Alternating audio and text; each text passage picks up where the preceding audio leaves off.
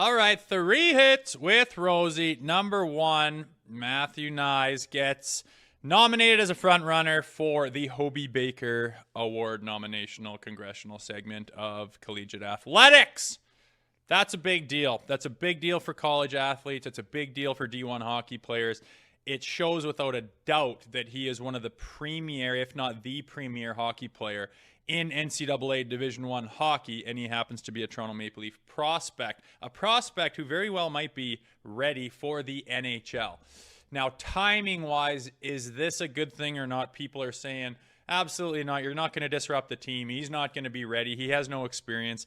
Other people are saying, you know what? If he's that good and he fits the mold and he can bring something the team doesn't have, why not? And I'm of the school of thought where I think you can insert him into the lineup. I think you can get him going. He's fresh out of playing in the Frozen Four. He'll have all of his juices flowing. He'll be ready to rock right into the playoffs. And sometimes when you get thrown into a situation that you don't even have time to think about and you may not have the experience to necessarily normally have success, you can just put the blinders on, throw yourself in with 2 feet, and away you go. And I really think with the way this guy plays, he is a big, strong-bodied power forward who can make some plays.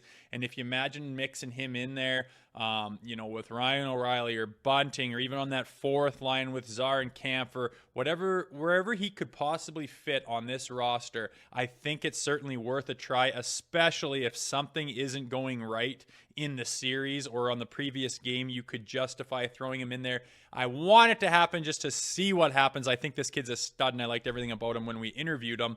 Number 2 and 3, we got a back-to-back this weekend. We got the Sens on Saturday, another rivalry game, so to speak, and then the Red Wings the next day. So it's a good chance for these guys to build on what they've been doing, start to solidify these lines, start to solidify these D pairings, start to build on where you're headed, build that momentum up. That's all these guys are thinking of. There's not a whole lot to say. It's the name of the game right now. Sure, you want to get wins. Sure, you want to play well. But at the end of the day, it's not all about 2 points anymore. It's about figuring out what works best and rolling with it. So that's what they're doing this weekend. We'll see how they go. All we can say is that the team's looking pretty damn good. All we're doing is looking at our calendars, looking at our watches, waiting for this damn season to be over so the real one can start.